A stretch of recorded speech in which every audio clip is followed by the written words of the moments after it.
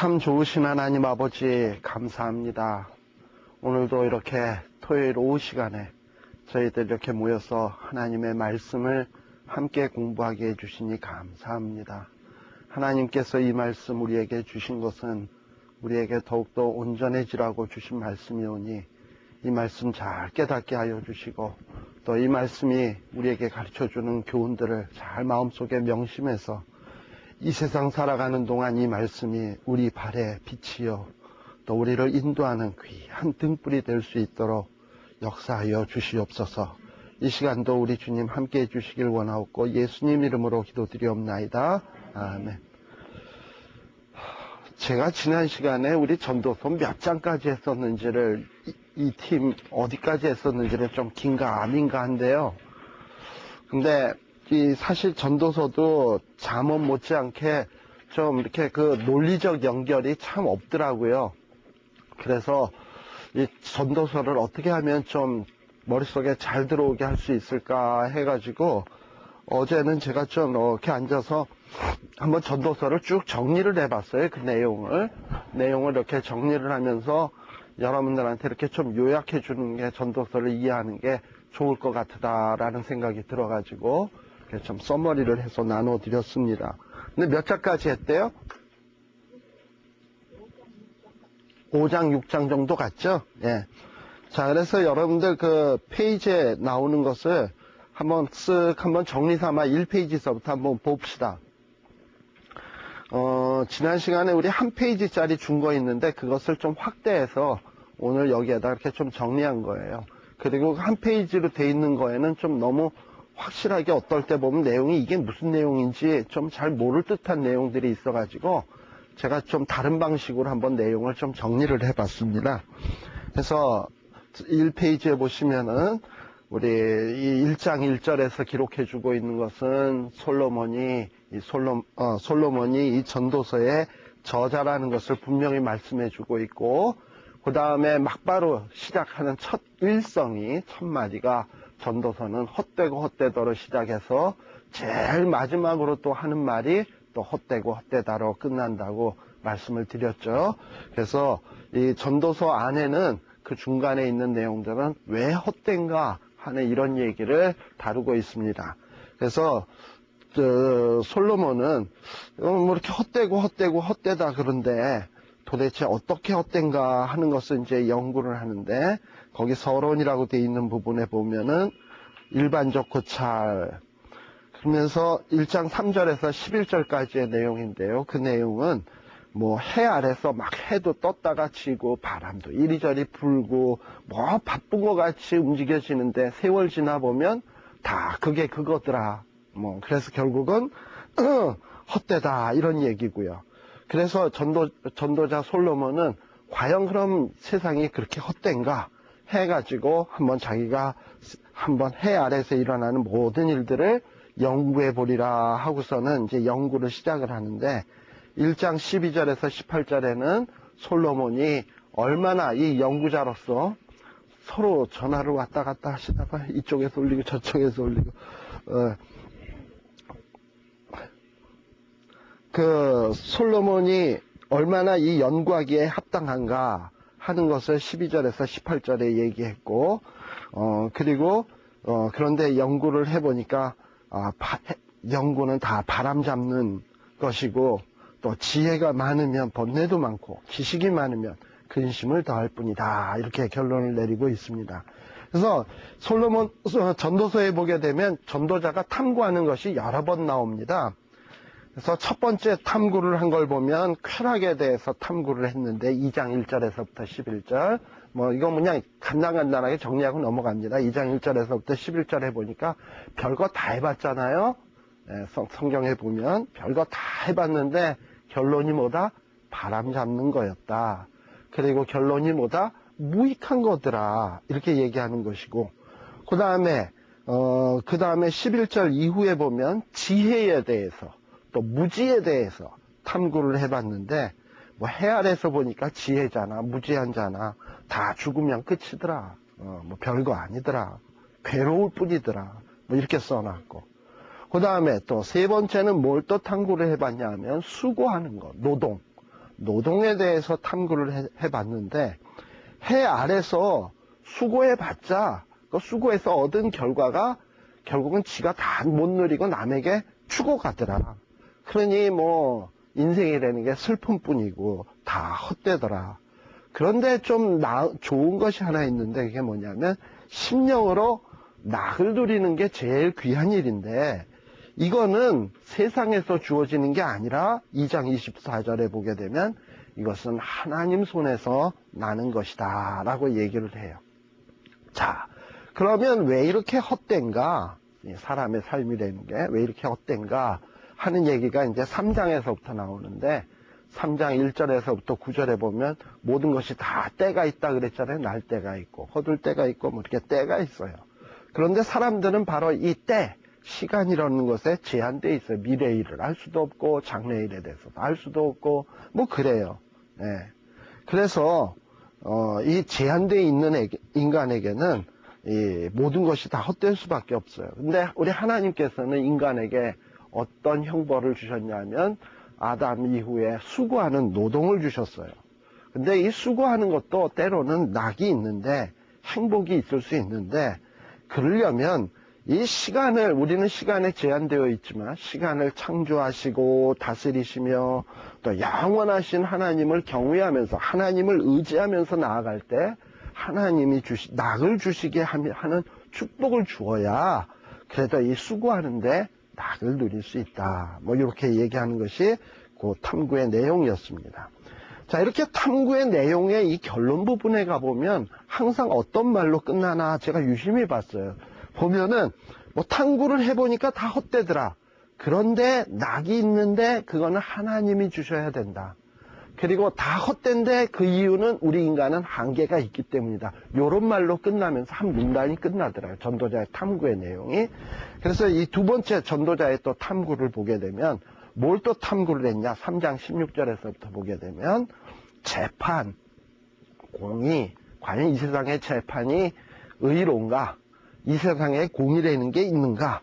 하고서는 찾아보니까 이 재판에도 악이 있고 이 세상에 보니까 공의가 땅에 떨어졌다 이 말이죠. 뭐 해 아래서 보니까 악이 있더라 이 말이죠. 그러나 가만 또 전도자가 살펴보니까 그 영원을 사모하는 마음을 주셨다 그랬잖아요. 사람에게. 그 영원을 사모하는 그 마음으로 가만 보니까 이렇게 악이 있고 모순된 세상으로 끝나는 게 아니라 이 세상에는 반드시 심판이 있다. 그게 3장 16절에서 17절의 그런 내용이에요. 그 다음에 또 전도자가 뭘 또 탐구를 했냐면 인생의 일, 인생에 일어나는 일들을 탐구를 해봤어요. 그랬더니 인생의 일이나 짐승의 일이나 다를 바가 없어요. 자, 인생의 일이 뭡니까? 대개 보면 사람들이 이런 말 하잖아. 다 먹자고 하는 일인데 먹기 위해서 산다. 살기 위해서 먹는다. 자, 그러니까 일한다, 먹기 위해서 보통 일하는 게 왜 일해요? 먹기 위해서. 그러니까 보통 일하는 거 보면 먹기 위해서 일하는데, 동물도 보면은 일하는 거 보면 왜 일하냐면 먹기 위해서 일해요. 딱따구리가 그 단단한 나무로 그냥 사정없이 그냥 하루 종일 쪼는 이유가 뭡니까? 그 안에 뭐 먹으려고. 그리고 동물들이 으스렁저스렁거리면서 산을 이리저리 헤매이고 다니고 뭐 이리저리 돌아다니는 이유는 뭐예요? 다 먹으려고. 그러니 사람의 일이나 짐승의 일이나 다 뭐 그게 그거 다를 바가 없고 결론을 보니까 다 죽고 말더라. 그러니까 참 허무한데, 그런데 가만 보니까 이 영원을 사모하는 솔로몬의 소견에 보니까 그래도 자기 일을 하면서 즐거워하는 것이 참 좋은 거예요. 뭔가 자기 일을 하면서 즐거워할 수 있다면 그건 참 좋은 건데, 그건 누가 해주셔야 되냐면 하나님의 분복이래요. 하나님의 분복이래. 그리고 인간은 자신의 한계를 알아야 된다. 왜? 미래도 알 수 없기 때문에 한계를 알아야 된다. 이런 얘기가 나오면 그 전도자의 탐구의 결론이 끝나는 거예요. 두 번째 탐구가 끝났어.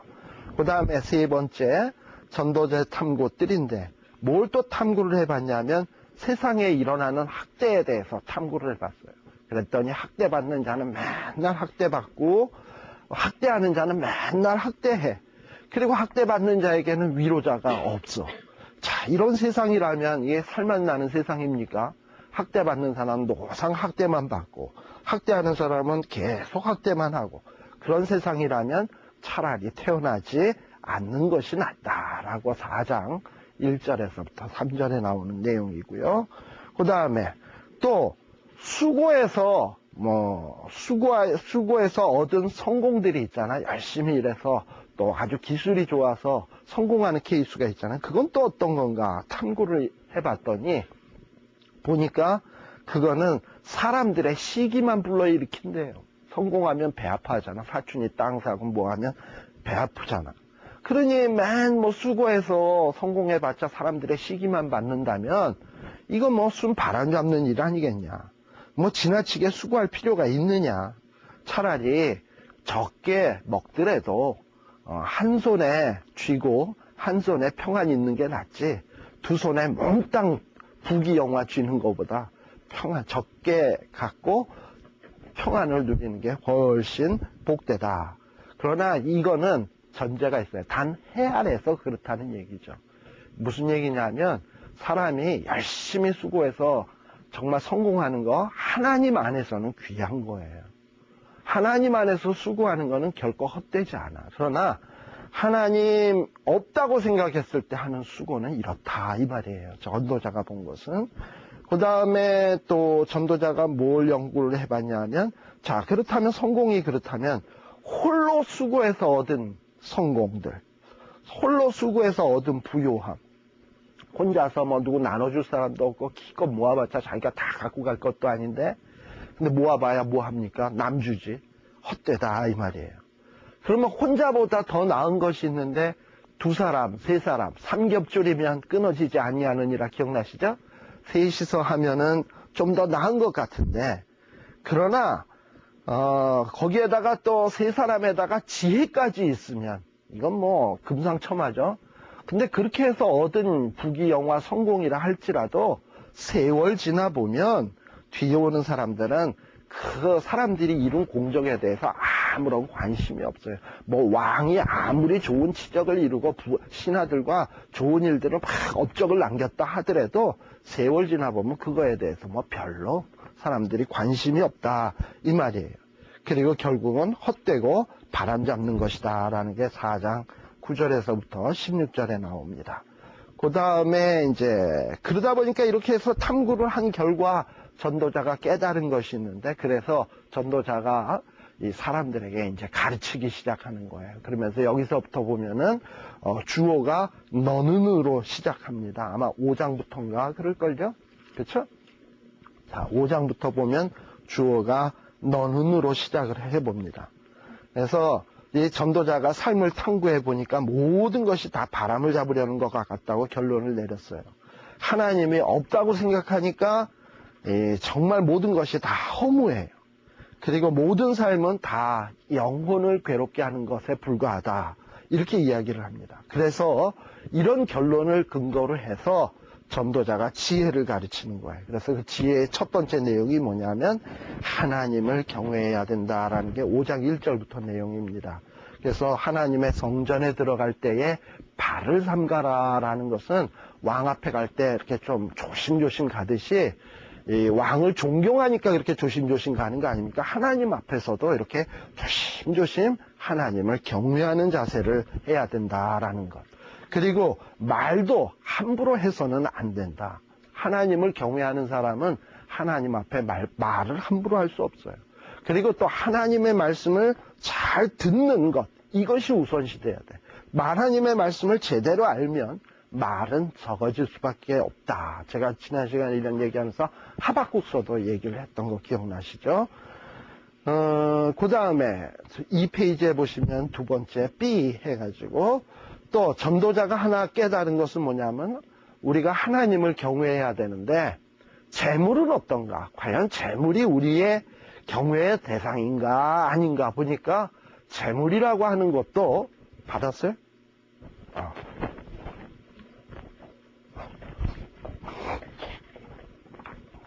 2페이지 지금 보고 있습니다. 이 재물이라고 하는 것도 재물이라고 하는 것도 세 번째 줄이죠. 재물도 보니까는 우리의 경외의 대상이 아니에요. 왜? 재물은 가지면 계속해서 목말라 더 갖고 싶어. 결코 사람을 만족시킬 수가 없어요. 또 그렇다고 또 많으면 어떠냐? 다 누릴 것 같지만 누리지도 사실 못해요. 그리고 어떨 때는 재물이 오히려 해가 될 때가 있어요. 재물 때문에 잠도 못 자고, 또 재난이 한번 오게 되면 재물이 되는 것도 순식간에 없어지고 마는 것이다. 결국 사람은 재물 다 놓고 빈손으로 가는 것인데 과연 이런 것을 경외할 대상이 되겠느냐 하고 지금 솔로몬이 얘기하는 거예요. 그리고 이렇게 재물이 되는 것을 막 가지려고 하는 것이 바람 잡는 것임을 알게 되면 사람은 굉장히 허물을 느껴요. 그리고 허물을 느끼고 번뇌하게 되고 병이 걸리게 되고 분노를 갖게 되는데, 이건 재물은 결코 하나님을 경외할 대상이 아니다라는 얘기를 지금 이야기하고 있습니다. 그래서 지난 시간에 우리 5장 내용을 봤는데요. 5장 내용 6장까지도 했나요? 자, 5장에 한번 쓱 보십시다. 자, 5장에 보면은 1절에 보면 하나님 경외하라는 것이고, 2절에 보면 함부로 입을 열지 말라. 하나님을 경외하게 되면 함부로 말을 많이 할 수 없죠. 그 다음에 또 3절에 보게 되면, 5장 3절에 보면 일이 많으면 꿈이 생기고 말이 많으면 우매자의 소리가 난다 그랬는데, 여기서 일은 뭐냐 하면은 어떤 일이냐면 욕심의 일. 자꾸 욕심으로 일을 벌리려 보다 보면 헛된 꿈만 자꾸 생겨. 그리고 또 말이 많아지면 알게 모르게 자기의 무식함이 드러나게 돼 있어. 지금 이 얘기예요. 그 다음에 저기 보면 6절에도 보면 내 입으로 내 육체를 범죄케 말라. 말을 많이 하다 보면 말로 남에게 상처 주는 말도 하게 되고 헛소리도 하게 되고 헛된 약속도 남발하게 되고, 때로는 내가 하나님의 이름으로 맹세해 뭐 이런 식으로 얘기를 해놓고선 약속 안 지키게 되면 하나님의 이름이 뭐가 되는 겁니까? 바로 그런 것이 다 하나님을 경외하지 않는 것이에요. 그래서 7절에 보게 되면 너는 오직 하나님만을 경외해라 라고 얘기를 해요. 또 8절에 보게 되면 세상에서 보다 보면은 뭐 여러 가지 정말 모순된 일들이 많이 나오는데, 뭐 빈민이 학대당하고 공의가 박멸당한다 하더라도 심판할 자가 있으니까 바로 이 심판자이신 하나님을 경외해라 라고 얘기하고 있습니다. 자, 그러면은 이제 아마 여기서부터가 우리가 해야 될 내용이 아닌가 하는 생각이 드네요. 5장 한 9절서부터. 자, 이 5장 9절서부터 보게 되면, 자,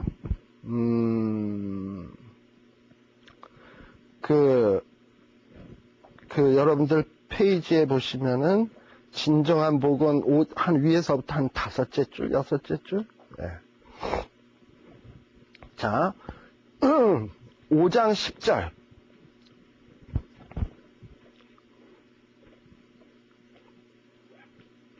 이제 5장 여기 10절서부터 보면은 전도자가 또다시 탐구를 시작합니다.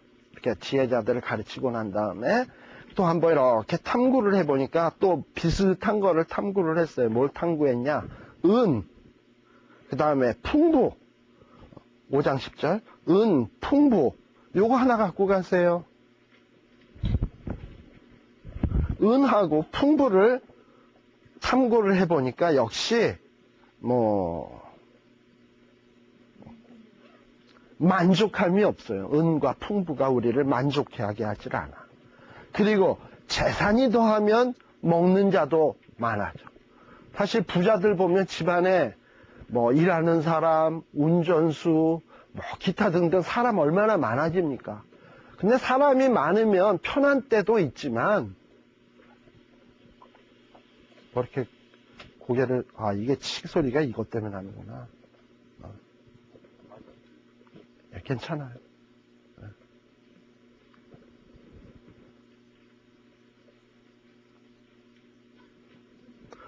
사람이 집안 식구가 많아지다 보면 편할 때도 있지만 그거로 인해서 겪는 그 스트레스. 그래서 옛날에 저희 어머님 보니까는 간혹 좀 어머님이 몸이 안 좋으면 파출부 같은 거 이렇게 오게 하잖아요. 더 신경 써. 뭘 시킬까 일을. 그 다음에 또 파출부 하시는 분의 일을 마음을 상하지나 않을까 해가지고 또 조심스러워가지고 쩔쩔매. 그래서 오히려 보니까 돈 주고 또 심적으로 고생하시더라고요. 그래서 이 재물이 많다고 뭐 항상 만족한 것은 아니에요. 그리고 뭐 아무리 많아도 그거 다 먹는 거 아니거든요. 남은 거는 눈으로 볼 뿐이에요. 그래서 그 얘기가 무슨 얘기냐면 11절에 나오는 얘기가 이거예요. 재산이 더하면 먹는 자도 더하니 소유주가 눈으로 보는 거 외에 무엇이 유익하랴. 기껏 다 가져봐야 지가 먹는 건 제한됐고 남은 건 어쩔 거야. 보기만 해야지. 그저 바라만 보고 있지. 먹고 싶어도 못 먹잖아. 배가 부른데. 아니 어쩌면은 무슨 뭐 당뇨나 위병이 있으면은 먹고 싶어도 못 먹으니까 그저 바라만 보고 있잖아요. 그 고문도 세상에 그런 고문은 또 없는 겁니다. 솔로몬이 보니까 그런 것 같아. 그 다음에 12절에 보면 열심히 나가서 노동하는 사람, 육체 노동하는 사람을 보면 집에 와서 돌아서 퍽 하고 자는데 돈 많아가지고 뭐 사람 다 일부리고 하다 보니까 뭐 몸은 안 피곤해. 근데 저녁에 잘 내니까 너무만 잡생각이 다 들어. 이 돈을 누가 훔쳐가지는 않을까, 어쩌지 않을까. 또 어떨 때는 너무 많이 먹어가지고 배가 불러가지고 꺼이꺼이 하면서 잠이 안 와. 어떤 사람은 저녁에 뭘 많이 먹고 나면 잠이 안 온다고 달밤에 체조하는 사람 있죠, 나가서. 예, 저도 얼마 전에 제처와 좀 그런 일을 좀 했었습니다. 그래서 동네를 몇 바퀴를 이렇게 돌다 들어왔는데 배부르면 또 자지도 못하나, 쟤도. 예. 그래서 지금 전도자가 보니까 이 재물, 부유함, 그리고 존귀함 뭐 이런 것들을 연구를 해보니까 다 별거 아니더라 이 말이에요. 또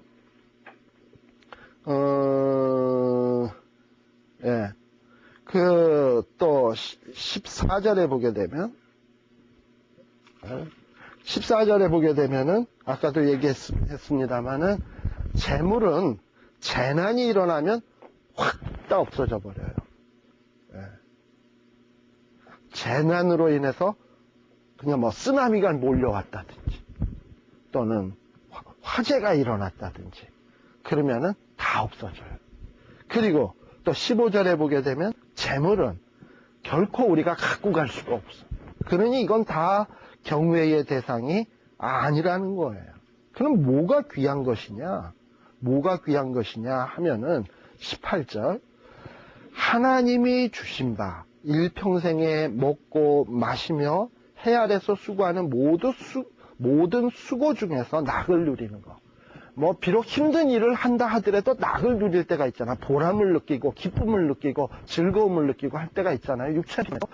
근데 그런 게 하나님이 주시는 분복인 것 같아요. 하나님이 주시는 축복이에요. 이게 하나님이 주시는 축복이에요. 바로 이런 걸 누리고 살면 이건 기쁜 거예요.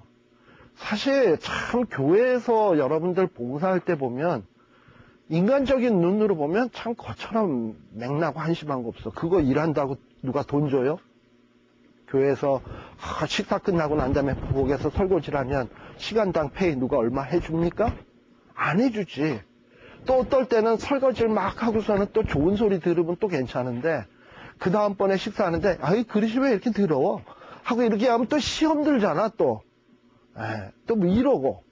그리고 또 뭐 남자분들 같은 경우 주차장에서 오라이 뭐 이러고서 한다고 뭐 누가 뭐 이렇게 뭐 해요? 뭐 생기는 거 없는데 그런데들 그거 수고하시는 이유가 뭐야? 수고하다 보면 이 하나님이 주시는 알게 모르게 기쁨이 있잖아요. 내가 하나님 앞에 충성한다라는 보람도 있고 이런 게 다 뭐냐면 축복이고 하나님이 주시는 분복이에요. 이게 가장 귀하더라라고 얘기했어요. 그리고 이런 거에 하나님 의지하고 하나님 경외하는 것을 기쁨으로 삼는 사람. 그러면서 어떤 수고하는 가운데서 보람을 느끼면서 하는 사람은 자 20절 다 같이 시작. 저는 그 생명의 날을 깊이 관념치 아니하리니 이는 하나님이 저의 마음에 기뻐하는 것으로 응하심이라 라고 했어요. 이게 생명의 날을 깊이 관념치 않는다라는 얘기는 뭐냐 하면은 생명이 뭐냐, 살아있는 자기 생명의 날. 그러니까 내가 오래 살든지 어쩌면 또 일찍 죽든지 이런 문제에 대해서 별로 고민 안 해. 아유, 나 사나 죽으나 나는 누구의 것? 주의 것이로되. 그리고 내가 적신으로 왔다 적신으로 가는 건데 또 많으면 어떻고 적으면 어때? 하나님이 공중나는 새를 보라. 다 먹이시잖아요. 드레핀 백합화가 다 아름답게 키우시잖아. 그렇다면 하나님이 내 인생 책임져 줄 거 아니냐. 내가 지금 조금 덜 먹는 것 같아도 난 결코 굶어 죽지 않는다. 왜? 내가 맨날 예배 끝날 때마다 일용할 양식을 주옵시고 주기도문 하면서 꼭 빠지지 않는 게 일용할 양식 달라는 얘기 아닙니까? 먹이시잖아요. 그리고 우리가 하나님이 때 되면 제일 좋을 때 우리 데려가실 거야. 그러니까 내 생명의 날에 대해서 그렇게 집착을 안 해요. 진짜 하나님의 사람이라면. 바로 이런 것들을 깨달았다 이 말이에요. 예, 그런 얘기들이 5장 10절에서 20절까지 쭉 나옵니다. 또 6장서부터는 전도자의 탐구 4가 시작해. 2페이지.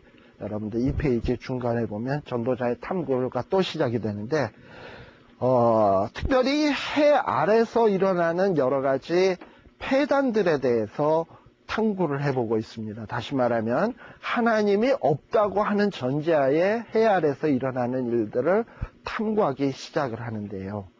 2절에 보게 되면 어떤 사람이 그 심령의 모든 소원에 부족함이 없어. 재물, 부요, 존귀. 자, 재물은 그야말로 돈이겠죠. 부요는 재물이 있다고 부요를 누리는 건 아니에요. 부요라는 거는 물질적 부요도 있지만 정신적 부요도 있고 어떤 삶의 어떤 행복의 부요도 있는 거예요. 참 그런 거 누리면 참 좋은 거잖아. 재물, 부요. 존귀는 뭡니까? 명예, 영광 이런 거겠죠. 자, 그 재물도 없고 부요도 없고 존귀도 얻었지만 그러나 이거를 하나님이 지속적으로 누리게 해 주셔야 이게 귀한 것이지. 근데 이게 어느 순간에 탁 없어져 버렸다. 저는 그럴 것 같아요. 대통령들 보면은 다 얻은 것 같은데 이 한국의 대통령 임기 5년 아닙니까? 이 5년 딱 끝나고 난 다음에 기분들이 어떨까? 굉장히 허무할 것 같아요. 특히 과거에 전두환 같은 분은 얼마나 무소불위의 권력과 재물과 모든 부여를 떵떵거리고 했습니까? 근데 5년 임기 딱 마치고 난 다음에 어디 갔어? 백담사. 거기 가서 이순자 여사와 손잡고서 뭔 얘기했을까? 인생 무상, 삶의 허무. 이게 뭐냐면 때 되면 사람은 시간에 제한되어 있기 때문에 끝나게 돼 있어요. 그러나 하나님이 지속해주면 지속할 수 있는 거예요.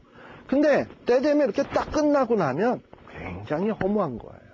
하나님이 지속해주지 않으면 이렇게 딱 끝나버리면 허무한 거예요. 예. 그리고 그 다음에 대통령직도 끝나고 나면 다른 사람이 또 누리잖아. 예.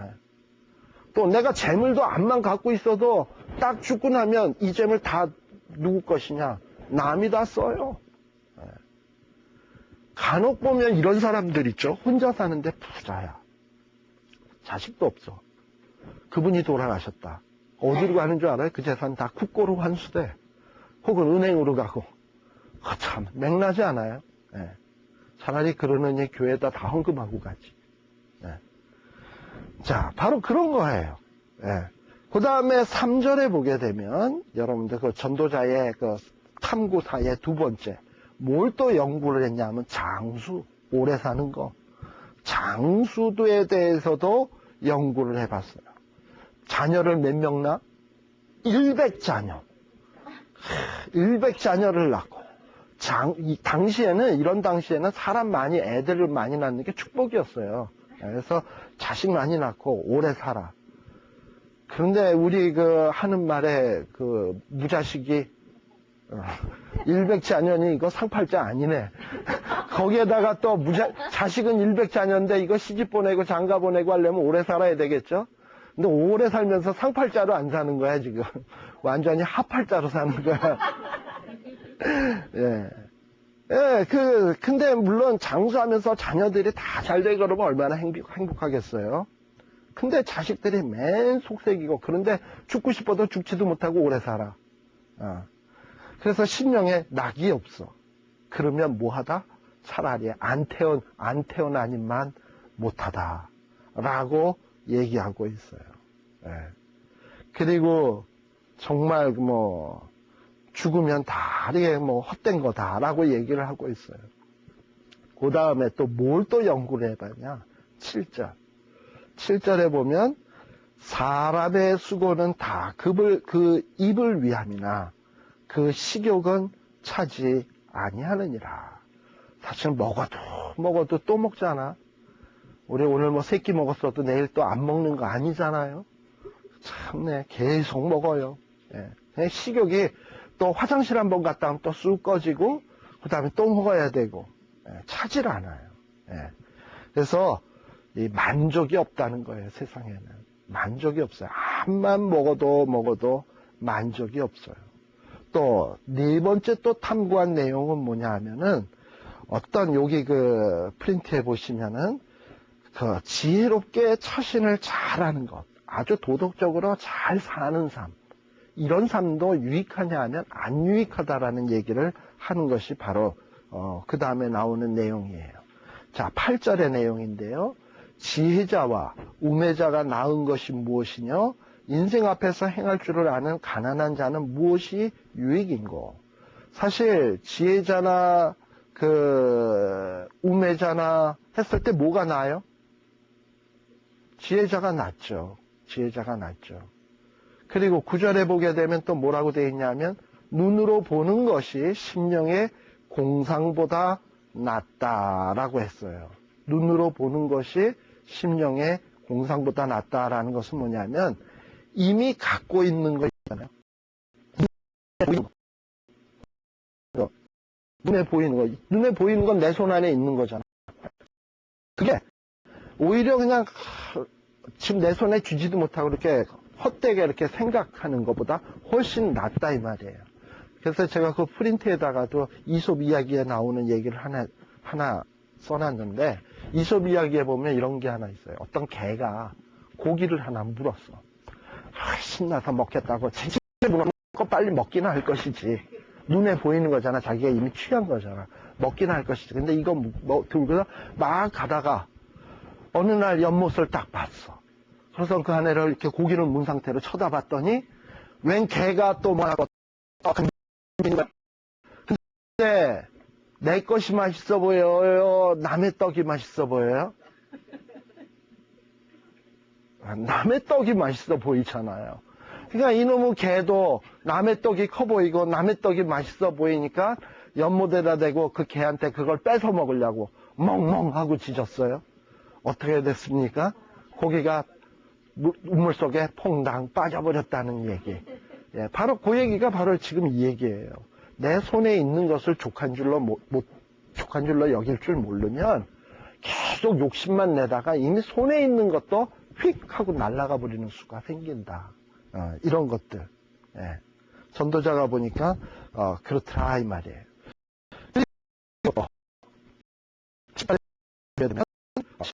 그리고 전도자가 이제 네 번째 탐구에 대한 결론을 내리고 있는데요.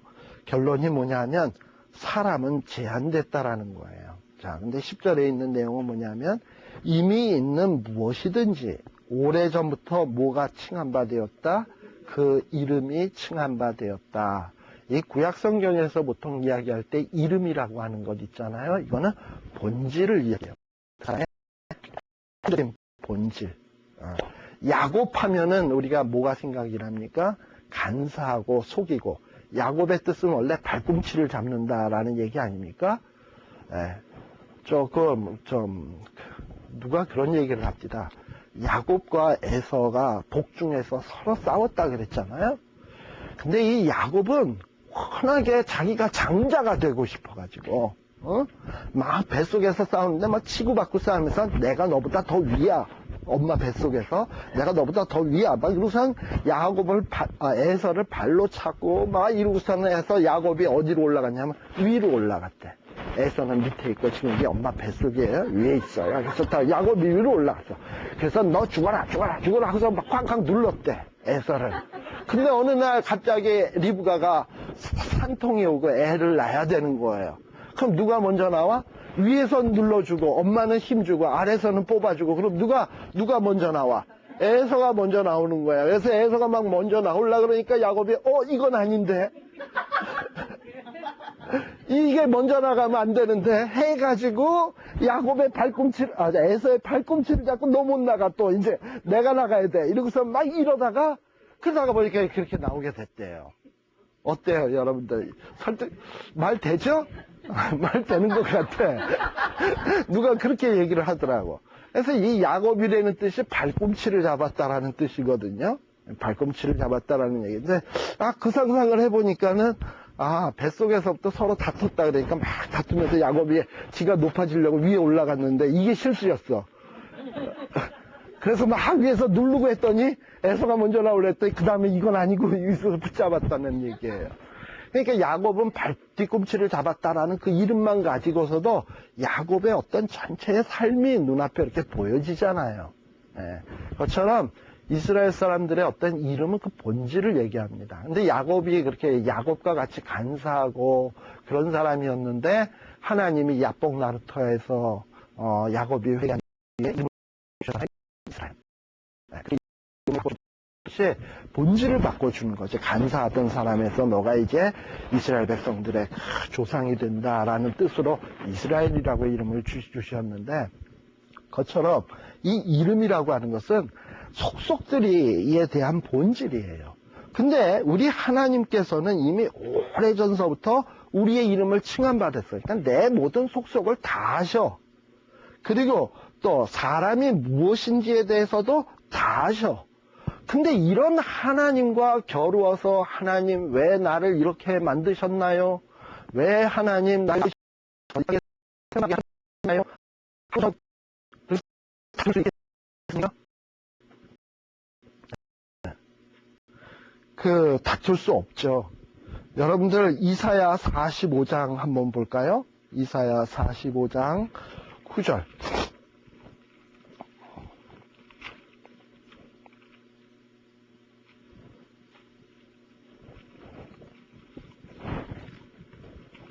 이사야 45장 9절에 보게 되면 우리가 잘 아는 진흙, 토기장이 그 다음에 그 토기장이 만든 진흙을 얘기 나옵니다. 45장 9절에 보면 진흙을 한 주가 같은 자가 그를 뜨신다고 타고진대. 이 피조물인 사람이 하나님에게 대해서 막 불평하며 원망하면서 이리저리 따지면 복이냐 하면 절대 복이 아니라 화 있을 찐저라 그랬어요. 그리고 진흙이 토기장이를 대하여 너 왜 이렇게 만들었냐? 따질 수 있냐? 너 도대체 뭘 만드는 거냐? 이렇게 따질 수 있겠냐? 그럴 수 없다는 거예요. 그리고 아비에게 10절에 보면 아비에게 뭘 아냐? 뭘 알냐고 그렇게 힘들게 그렇게 수고를 하느냐? 그럴 수도 없다는 거예요. 그러니까 창조주나 어떤 높은 권위에 있는 자에게는 절대 우리가 대적할 수 없다는 겁니다. 근데 여러분들 이런 생각 한번 해보셨어요? 하나님이 세상을 창조하셨을 때에 창조하시는 것들마다 첫째 날 그 다음에 끝에 나오는 말이 뭐죠? 보시기에 좋았더라. 그 다음에 또 둘째 날도 보시기에 좋았더라. 셋째 날도 보시기에 좋았더라. 넷째 날도 보시기에. 그 다음에 마지막에 사람을 창조했을 때는 좋았더라 말로만 안 끝나고 심히 좋았다 그랬어요. 그러니까 하나님이 창조하신 것은 다 하나님 보시기에 좋은 거야. 좋은 거야. 그러면 여러분들이 집에서 거울을 딱 갖다 놓으세요. 거울 앞에 서서, 거울 앞에 선 여인들이 한번 대보세요. 거울 앞에 탁 서서 야, 참 보기 좋다. 하나님은 나 보시기에 좋았다라 그랬는데 나는 이렇게 보면서 참 보기 좋다. 어떻게 이렇게 잘났냐. 뭐 이렇게 됩니까? 아니면 아까 어느 분이 저한테 시작하기 전에 얘기하십니다만 요즘 거울 보기가 싫어진다. 뭐 이런 얘기를 하시는데 거울 보기가 싫어지십니까? 보시기에 좋아요? 그건 믿음의 눈으로 그런 거고, 믿음으로 볼 때 그런 거고, 솔직히 거울 보면서 참 보시기에 좋다. 내 보기에도 좋다. 하나님 보시기에도 좋지만 내 보기에도 좋다. 하나님 땡큐 하는 사람 별반 그렇게 많지 않을걸요.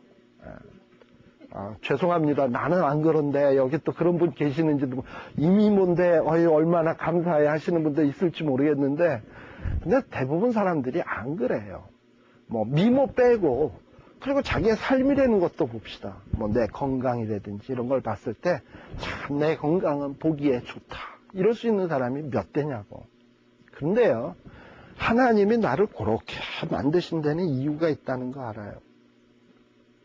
그 하나님 보시기에 좋은 이유가 있어요. 여러분들 그 송명의 자매 아시죠? 남이 없는 것 있으니 나 가진 재물 없으나 뭐 그 노래 아시잖아요, 여러분들. 그런데 누가 없는 게 있다? 남이 없는 것 자기에게 있다. 그 여자는 불구자고 장애자예요. 진짜 남이 가진 거 안 가진 게 너무 많은 사람이야.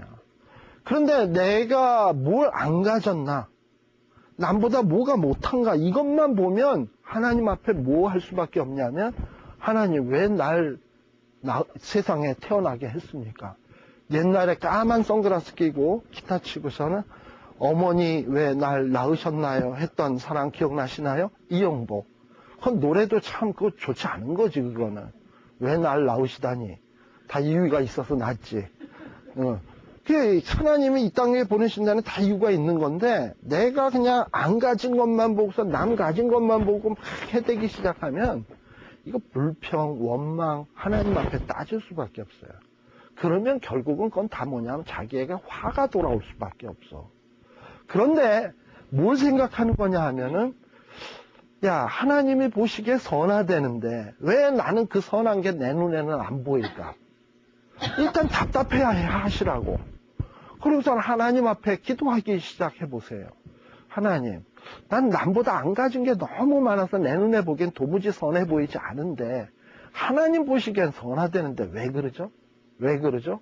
하고 물어보시면 어느 순간인가 남이 안 가진 거 내게 있다는 사실을 하나님이 깨닫게 해준다니까? 그러면 그게 놀라운 축복이 되는 거예요. 바로 그게 이 인생 사는 방법인데 많은 사람들이 그렇지 못하다는 거예요. 여기에서 보니까는 그래서 지금 무슨 얘기냐면 사람은 자기의 그 한계를 깨닫고 하나님 앞에 한거하지 마라. 그리고 하나님이 나를 이렇게 창조하신 데는 다 이유가 있다. 그리고 선한 이유가 있다. 그걸 알게 되면 감사할 수밖에 없다. 그 얘기를 하는 거예요. 그리고 아무리 적게 가진 자 같아도 하나님이 함께 하시면 그 안에서 기쁨과 행복을 누릴 수 있습니다.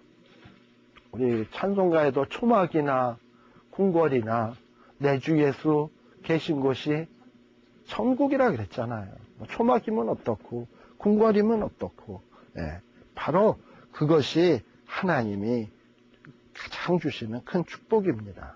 자, 그래서 12절에도 보세요. 사람의 스스로의 힘으로는 진짜 뭐가 진정한 낙인지, 하나님이 없다고 생각했을 때 뭐가 진정으로 낙인지, 하나님이 없다고 했을 때 과연 내가 죽은 뒤에 어떤 일들이 일어날 것인지, 미래에 어떤 일들이 생겨날 것인지 사실 불안하기 그지없어요. 알 길이 없으니까. 그러나 나를 주관하시고 창조하신 하나님을 딱 믿게 되면 하나님 죽은 다음에 천국 가는 거고, 하나님이 함께 하시면 초막이면 어떻고 궁궐이면 어떻고 아주 그냥 기쁘게 살 수 있어요. 그래서 일생을 누리면서 낙을 누릴 수 있다니까. 뭐가 진정한 낙인지를 알게 된다니까. 바로 그 얘기를 하고 있는 것입니다. 자, 그래서 이런 것들을 쭉 탐구한 결과 전도자가 이제 좀 길게 또 또 연구하는 게 있는데, 이제 뭔가 이렇게 연구를 하다 보니까 전도자가 지혜를 깨달았어. 몇 분입니까? 지혜를 몇 가지 깨달았어요. 이렇게 연구를 하다 보니까. 자, 그렇다 하더라도 이렇게 하나님이 없다고 한다고 해서 과연 모든 게 다 헛되냐. 뭐 좀 뭔가 그래도 이 땅 위에서 가치 있는 게 있지 않을까. 그러면서 연구를 해본 결과 이 땅 위에서 보니까 몇 가지 좀 나은 것이 있더라 이 말이에요. 예. 그래서 뭐가 좀 그래도 나은 것이 있는데 그걸 살펴보기 시작을 했는데 7장 1절에 보니까 아름다운 이름이 아까 이름이 뭐라 그랬죠? 본질이라 그러고 삶이라 그랬잖아요. 참. 그러니까는 어떤 그 사람이 본질이 참 귀하고 아름다운 것이 이 속이 아름다운 것, 내면이 아름답고 그 본질이 아름다운 것이 겉모양, 거치장, 여기 보배로운 기름이라고 하는 것은 뭐냐면 향수 같은 것을 얘기해요. 향수, 당시에 향유. 우리 그래서 향유라고도 하고 향수라고도 얘기하잖아요. 보배로운 기름이 향유야. 그래서 이 보배로운 기름보다 기름은 뭐 하는 겁니까? 그 향수는 그게 본질입니까? 내 몸에서 향이 나는 겁니까? 찍어 바르니까 향이 나는 겁니까? 찍어 바른 거는 내 게 아니지. 원래 나에게서 나온 게 아니지. 내 본질이 아니지. 예. 그러니까 지금 전도자가 이 솔로몬이 이렇게 보니까 뭐가 귀한 것이냐면 설사 향이 없는 나를 향나게 보여주는 거칠의 향유랑 비교했을 때 뭐가 진짜 귀하냐. 사람들은 향수 냄새 난다고 그 사람을 귀하게 여길 것 같지만 향수는 시간 지나면 다 없어지는 거예요. 남는 건 결국 나예요. 진짜 귀한 거는 본질이고 나란 말이죠. 지금 그 얘기를 하고 있는 거예요. 근데 사람들은 자꾸 어떻게 사느냐 하면 내 본질 그냥 잠시 있다 없어지는 게 아니라 계속 있는 내 본질을 치장하려고 하지 아니하고 겉모양을 치장하려고 그러거든요. 향수를 찍어 바른다든지 겉모양의 아름다운 옷을 입는다든지 겉모양의 물론 예의를 위해서 화장하는 건 좋지만은 너무 자기를 그냥 과대하게 보이려고 화장을 한다든지 이런 것들. 근데 그거보다 뭘 더 가꾸기를 힘쓰라 그러냐면 자기 본질. 이게 더 귀한 거다 이 말이에요. 그래서 솔로몬이 그래도 해 아래에서 보니까 이게 더 귀한 거더라라는 것을 깨달은 거예요. 그 다음에 2절에 보면 또 그래도 세상에서 이렇게 보니까는 뭐가 귀하냐 하면 초상집에 가는 것과 잔치집에 가는 것을 비교했을 때 초상집에 가는 게 낫더라. 왜 그러냐? 왜 초상집에 가는 게 낫냐? 이 초상집에 가면 죽음에 대해서 우리가 한번 생각하지 않습니까? 이렇게 죽어서 이렇게 여기는 참 특히 그걸 생각하기가 더 좋은 것이 내가 생전에 알던 분이 입관 예배 때 보면 이렇게 떡하니 누워 계시잖아. 줄 서서 이렇게 나와서 그 앞에 가서 떡 섰을 때 여러분들 참 어떤 생각이 드세요? 언젠가 나도 여기 이렇게 누워서 나를 알던 사람들이 와서 보겠지. 그때 그 사람이 이렇게 왔을 때 아쉬워할까? 그놈 잘 죽었다 이러고 갈까? 아니면 요놈 퇴하고 치밀해도 뵙고 싶어 할까? 구구각색일 거 아닙니까? 그런데 바로 그런 거를 죽음을 이렇게 딱 앞에 두고 보다 보면 내 인생을 그래도 나도 언젠가 갈지 모르는데 남은 인생을 좀 잘 살아야지 하는 이런 생각을 한다 이 말이죠. 잔치집에 가봐야 먹고 마시고 그 집에 와봐야 그냥 배불러서 잠만 못 잘 뿐이지.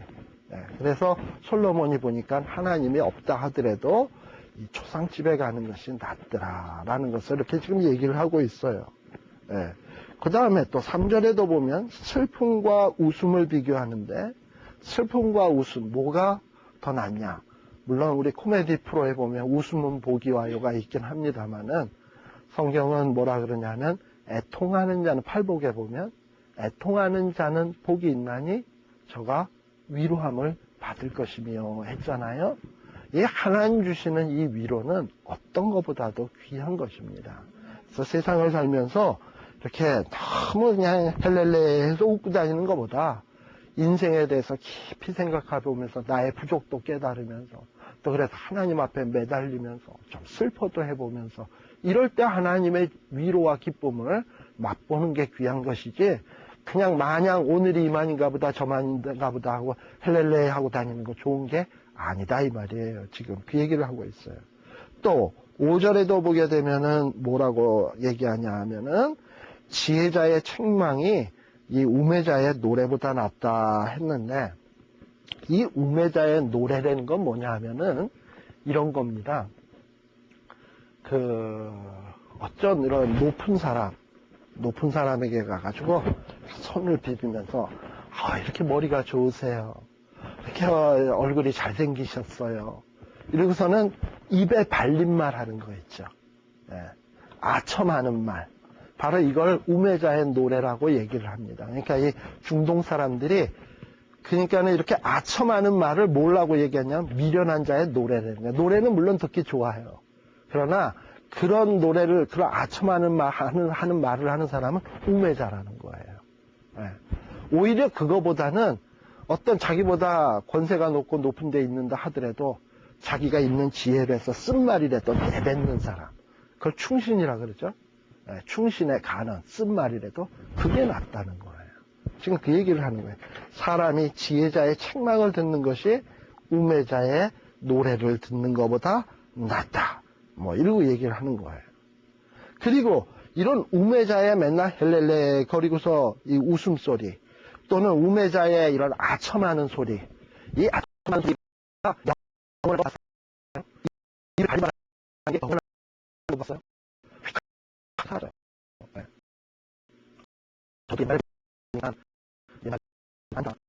저희 아버님이 학교에 학장을 하셨거든요. 학장으로 하실 때 하고 그걸 그만둔 다음에 추석이 달라. 추석 때 보니까 학장일 때는 뭐 그래도 이것저것 선물 들어오고 뭐 이렇게 찾아오는 사람들이 많아요. 근데 그거 그만두고 나니까 찾아오는 사람 없어. 찾아오는 사람이 없어요. 그리고 거기에다가 리타이어 하잖아요. 진짜 없어. 그런데 그때 찾아오는 사람은 진짜예요. 그렇게 이 우매자의 소리, 아첨하는 소리라는 것은 자기가 얻어먹을 것이 있을 때만 그런 거지, 그게 없으면 휙 사라지고 마는 것입니다. 바로 이거를 알라는 거예요. 휙 하고 사라지고 말라는 거예요. 그래서 여기에 보면 솔 밑에서 나는 가시나무에 타는 소리 같다 그랬잖아요. 솔 밑에서 나는 가시나무. 원래 이 팔레스틴 지역에 이렇게 그 사막 지역이기 때문에 특히 이 선인장 같은 거는 대개 보면은 가시가 많잖아요. 왜 얘네들은 가시가 많으냐 하면은 수분을 증발을 안 시켜야 돼. 그래가지고 잎이 크면, 입에 수분 많은 잎이 척척 있으면 햇빛에 쭉쭉 다 마르거든요. 그러니까 잎이 뭐처럼 돼 있냐면 가시처럼 돼 있어가지고 비싹 말라 있어요. 그러니까 날카롭지. 그 대신에 이 가시나무는요, 속 안에 수분이 없기 때문에 불만 갖다 댔다면 휙 타버리게 돼 있어요. 그러니까 가시나무는 불에 잘 탄다. 이게 이 팔레스틴의 이 광야, 사막 뭐 이런 데 사는 사람들의 정설로 갖고 있는 생각이에요. 그러기 때문에 모세가 출애굽기 3장에 보시게 되면 미디안 광야에서 양치고 있었잖아요. 양치고 있었는데 어느 날 보니까 가시나무가 불에 타. 근데 지금 딱 보면 한 10초, 20초는 다 타야 될 나무가 안 타고 그냥 있으면서 불은 계속 타는 거야. 아니, 가시나무가 어떻게 저럴 수가 있어? 이상해서 간 거죠. 가서 본 거죠. 계속 안 타. 그래서 점점 더 가까이 가니까 가까이 오지 말라. 이곳은 거룩한 땅이니 너는 내 발에서 신을 벗으라 하면서 하나님과 만나는 장면이 나오잖아요. 그것처럼 이 가시나무는 불에 잘 타는 나무입니다. 그러니까 불에 잘 탄다는 건 금방 없어지고 만다는 거예요. 이렇게 우매자의 아첨이나 입에 발린 소리는 영원한 게 아니라 금방 없어지고 만다. 뭐처럼? 가시나무 타는 것처럼 휙 타버리고 없어지고 만다. 라는 얘기예요. 그러니까 헛되죠. 그 다음에 이 탐학, 욕심내는 거는 지혜를 우매하게 하고 뇌물이 사람의 명철을 많게 하느니라. 그러니까 욕심내는 게 좋다라는 거예요. 욕심 안 내는 게 좋다는 거예요. 뇌물 받는 게 좋다는 거예요? 안 받는 게 좋다는 거예요? 이러면서 뭔가 그래도 비교를 지금 계속하고 있어요. 8절에 보면 또 뭐라고 얘기하냐면 일의 끝이 시작보다 낫고 참는 마음이 교만한 마음보다 낫다. 여기서 일의 끝이라고 하는 것은 어떤 일의 끝이냐 하면 아무 일의 끝이 아니라 선한 일, 선한 일의 끝이 선한 일의 시작보다 낫다라는 얘기입니다. 사실 선한 일을 시작할 때는 참 힘들고 어려워요. 그리고 여러 가지 고통도 많고요. 그러나 선한 일을 다 해서 끝까지 달려가면 그 끝은 반드시 좋게 돼 있습니다. 그런데 이 선한 일을 끝내려면 필요한 것이 있는데 뭐냐면 참아야 돼. 선한 일을 하려면 괴로움이 있기 때문에 참는 마음이 있어야 돼. 그런데요, 이 선한 일을 하지 않냐고 그냥 아무렇게나 일을 해서 그냥 결과만 얻으려고 하는 사람, 이런 사람들은 참는 마음이 없어요. 특히 교만한 마음, 자랑하고자 하는 사람들 있잖아요. 자랑하고자 하는 사람은 참는 마음이 없어. 자랑하고 싶어서 막 자랑을 해야 돼. 근데 이렇게 자랑을 하고 이렇게 말을 제어하지 못하고 급하고 이러면 결국은 어떻게 되냐? 9절에 보면 급한 마음으로 자랑하고 싶은데 남이 더 자랑하고 나보다 더 잘나고 그러면 막 노를 바라고 그러면 결국은 우매자가 될 수밖에 없다는 거예요. 우매자의 품에, 이런 급한 마음은 우매자의 품에 머무를 수밖에 없다라고 하는 거예요. 그리고 이 자랑하는 사람은요, 선한 일을 하지 않고 쥐뿔도 없으면서 자랑하고자 하는 사람은 지금 현재 자기가 선한 게 없잖아. 그러니까 뭐만 자랑하냐? 옛날 왕년에 치고 뭘 못했던 사람이 어디 있어요. 그래서 자기가 왕년에는 이랬는데 왕년에는 저랬는데 그러면서 옛날이 오늘보다 훨씬 나았다고 이렇게 막 자랑을 해요. 10절 10절에 나오는 겁니다. 그게 지혜가 아니다 이 말이에요. 지금 선해야지. 왕년에 암만 그러면 뭐래. 과거에는 힘들었어도 지금 잘 돼 있으면 그게 귀한 거지. 지금 이런 것들을 지금 솔로몬이 좀 그래도 세상에서 나은 것들이 있는 것을 지금 이야기를 하고 있습니다. 또 그 다음에 보면은 또 지혜에 대해서 11절서부터 얘기하는데, 지혜, 세상에서 보면 그래도 지혜는 귀한 거다라는 얘기를 하는 거예요. 지혜는 귀하다. 뭐처럼 귀하다? 유업같이 귀하다. 여기 유업이라고 하는 말은 재물이라고 하는 말로도 대체할 수 있는 말이고, 혹은 상속해서 받은 재산 있잖아요. 이런 걸로 대체할 수 있는 말입니다. 상속받아서 물론 세금 상속세 띈다 하더라도 그거 자기가 수고한 거 있어요. 다 공짜로 받는 거지, 그건. 세금 띄고. 근데 그렇게 해서 공짜로 생긴 돈은 사실 어떨 때 보면 굉장히 유익할 때도 있어요. 급한 빚도 갚고 페이먼도 갚고 좀 귀할 때가 있어요. 유익할 때가 있어요. 그래서 11절에 보면 이렇게 지혜는 상속받은 재산처럼 혹은 재물처럼 아름답고 햇빛을 보는 자에게 유익하다. 그리고 이 지혜는 보호하는 것이 되고 돈도 보호하는 것이 되다. 사실 이 돈이라고 하는 것이 사람을 때로는 보호합니다. 우리 여기 특히 저는 한국에서 못 들어봤던 광고가 이 LA는 참 많이 나오더라고요. 천사보석금, OK 보석금, 무슨 아무튼 프로보석금. 웬 보석금 광고도 라디오에 왜 이렇게 많이 나오는지. 보석금이 뭔지 아시죠? 감옥에 갔을 때 돈 내면 빼주잖아. 그러니까 결국은 감옥에 가서 정말 해를 당할 뻔했는데 돈이 그냥 힘이 돼가지고 사람을 빼내주더라고요. 이렇게 돈이 사람을 보호를 해요. 그런데 또 사람을 보호하냐면 지혜도 사람을 보호합니다. 위험에 처했을 때 호랑이 굴에 어디 그럽니까? 호랑이 굴에 들어가도 정신만 차리면 산다라고 했는데, 정신 차린다는 말이 뭡니까? 거기서 잡혀가도 머리만 잘 쓰면 살 수 있다는 얘기 아닙니까? 그죠? 하늘이 무너져도 솟아날 구멍이 있다. 이런 것들이 뭐냐 하면, 암만 어려운 일이 생겨도 지혜를 잘 쓰면 해결할 수 있는 방법이 있다는 거예요. 이렇게 지혜는 생명을 보존케 해주기도 한다라고 얘기를 하는 거예요. 자, 그런데 이상에서 말한 것, 어떤 내 본질을 아름답게 하는 것, 그 다음에 초상집에 가는 것, 좀 슬퍼하면서 위로받는 것, 그 다음에 사람들에게 쓴소리를 듣는 것, 그리고 탐악을 멀리하고, 그 다음에 뇌물을 멀리하는 것, 그 다음에 선한 일의 끝, 이런 것들 다 귀한 건데, 지혜, 이것도 다 귀한 건데, 그런데 이게 어떤 솔로몬은 이거보다도 더 귀한 지혜를 이야기를 하고 있어요. 참 지혜가 있다 이 말이죠. 그 참 지혜는 뭐냐면 7장 13절부터 나오는 얘기가 바로 그 얘기입니다. 진짜 귀한 것은 뭐냐? 하나님이 행하시는 일을 보라. 하나님이 굳게 하신 것을 누가 능히 곧게 하겠느냐? 다시 말하면 하나님을 대적할 자가 아무도 없다는 거예요. 그러니까 우리는 하나님 앞에서 한계가 있을 수밖에, 하나님 나보다 강하다라는 걸 인정하라는 거예요. 그런데 이런 하나님이 우리 사는 날 동안에 곤고도 주시고 기쁨도 주고 계셔요. 근데 곤고가 왜 오는지 기쁨이 왜 오는지 우리는 때로는 알 길이 없어요. 그런데 하나님이 주신다 생각을 하고 한번 생각해 보라 이 말이죠. 그리고 하나님을 의지하라 이 말이죠. 하나님의 뜻이 있겠지 하고 하나님을 의지하라 이 말이죠. 왜 이렇게 했냐? 왜 하나님이 이렇게 곤고나 기쁨에 대해서 우리가 헤아려 알 수 없게 했냐? 이유가 있어요. 이걸 우리가 다 헤아려 알 수 있으면 하나님 의지 안 해.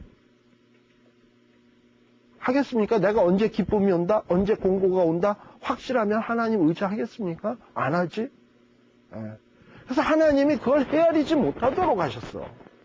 그래서 헤아리지 못하도록 하시고, 왜? 하나님 의지하라고. 왜 하나님 의지하라고 했냐면 하나님 의지하는 게 복이니까, 우리에게 복된 거니까. 그 일을 하도록 우리를 제한되게 만든 거예요. 우리를 헤아리지 못하게 한 거예요. 그래서 하나님이 왜 이렇게 우리에게 곤고를 주시고 기쁨을 주시고 그 일을 헤아리지 못하게 했나? 그리고 또 인생에는 여러 가지 모순된 일들이 많아요. 보면은 15절에 보면 의로운데 멸망하는 의인이 있고, 악한 일을 하는데 장수하는 악인이 있어. 이런 모순된 일이 세상에 어디 있습니까? 그러니까 우리가 볼 땐 도무지 이해가 안 되는데 하나님은 그 일을 허용하고 계셔요. 그런데 우리 진정한 이 솔로몬은 뭐라고 얘기하냐면, 의인이 망하고 악인이 의인같이 잘 되는 모습을 발견을 하지만은, 그러나 어느 순간이 되면 이 악인들은 다 하나님이 심판한다라고 하는 것이 이 전도자의 신앙입니다. 저희 여기도 보면 좀 재밌는 표현들이 좀 나오는데 요 얘기하고 마치겠습니다. 자, 15절에 보면 의로운 중에서 멸망하는 의인, 의로운데 왜 멸망해? 악한데 왜 장수해? 이러다 보니까는 사람들은 무슨 생각을 하냐면, 에이, 의로워져 봐야 말짱 헛거로구나. 그래서 에이, 막 살자. 뭐 이런 생각이 들잖아요. 근데 그러지 말라는 거예요. 특히 16절에 보면 지나치게 의인이 되지 말라라는 얘기는 이런 뜻도 있습니다. 뭐냐면 지나치게 의인이 되려고 한다라는 건 뭐냐면, 내가 의로워야지. 자기 힘으로 막 의로우려고 노력하는 사람 있잖아요. 그리고 자기의 이 의로움을 남들이 또 알아주길 원하는 사람 있잖아요. 제가 그 얘기 했나? 바리새인들이 이마에 피나는 거 기억나세요? 다른 분들 들으셨어요? 제가 딴 데서 한 거 들은 거 아니에요? 있죠. 바리새인들은요, 당시에 이 바리새인들이 이렇게 이마에 이렇게 피가 흘리는 거를 이렇게 보면, 이 일반 백성들이 바리새인들을 굉장히 존경을 했대. 왜 그러냐? 바리새인들은 맨날 성경책을 들고 이러고 다니거나, 혹은 말씀을 외우고선 다니거나 이러다 보면 지나가다가 전보산 때가 있잖아. 나무가 있거나. 그냥 앞을 못 봤으니까 쾅 하고 부딪혀서 이마가 깨졌어요. 그래서 피가 나는 거야. 그러니까 이마에 피 나는 바리새인을 보면, 저 사람은 어떻게 저렇게 말씀을 열심히 묵상해서 어떻게 길 가면서도 하나님의 말씀을 묵상하다가 저렇게 되었을까. 이러고서 사람들이 존경한대요. 그러니까 그렇게 존경한다라는 걸 바리새인들이 알다 보니까 어떤 일들을 하냐면, 바깥에 사람들이 많이 있잖아. 자기 집에서 창문으로 이렇게 보니까 사람들이 많이 모여있어. 그러면은 이제 사람들한테 자기가 좀 의로운 바리새인인 걸 보여주고 싶어서 집안에다, 문지방에다 대고 몇 번을 들이받고, 그리고 바깥으로 이렇게 성경책 들고 나가는 거야. 이게 뭡니까? 그냥 자기의 외식을 드러내고 싶고, 자기가 잘났다라고 하고 싶고, 이런 거 있잖아요. 이게 바로 지나치게 의인이 되고자 하는 겁니다. 이렇게 지나치게 의인이 되고자 하는 사람은 자연히 뭐가 생길 수밖에 없냐면 교만이 생길 수밖에 없어. 그리고 교만의 결과는 뭡니까? 교만은 패망의 선봉이에요. 교만하면 패망의 선봉이 될 수밖에 없어요. 그리고 이렇게 지나치게 의인이 되고자 하는 사람은 어떻게 되려고 하는 줄 알아요? 자기가 의인이다, 자기 힘으로 의인이 됐다 생각하는 사람은 다른 사람들이 보면 사람같이 안 보여. 다 짐승같이 보여. 저것도 인간이라고, 저것도 산다고 사냐, 이러고서는 뭐 이렇게 다 정죄하고 다 문제 있는 사람처럼 생각해. 자기만 제일 잘났어. 이거 아니다 이거죠. 차라리 지나치게 의인 안 되는 게 낫다 그러려면. 그러니까 의인 되지 말라고 하니까 어떤 사람은 그래 그러면 악을 막 행해도 되겠네. 그래서 막 악을 행하는 거야. 그래서 또 그 다음에 나오는 말이 뭐예요? 지나치게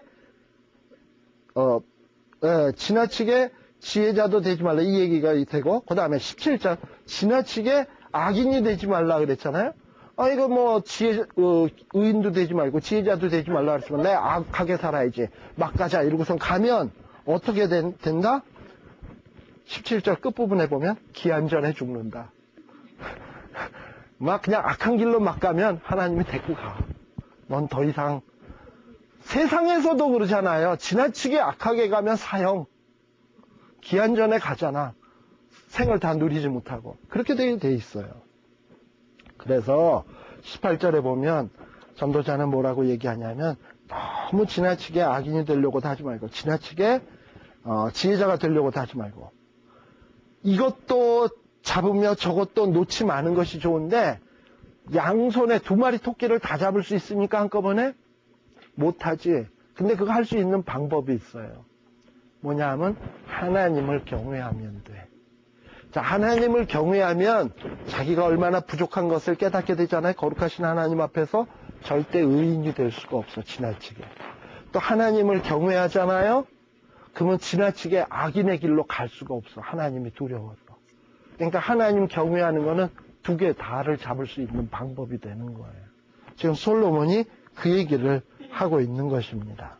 예, 요까지 하고 잠시 쉬었다 하겠습니다. 예.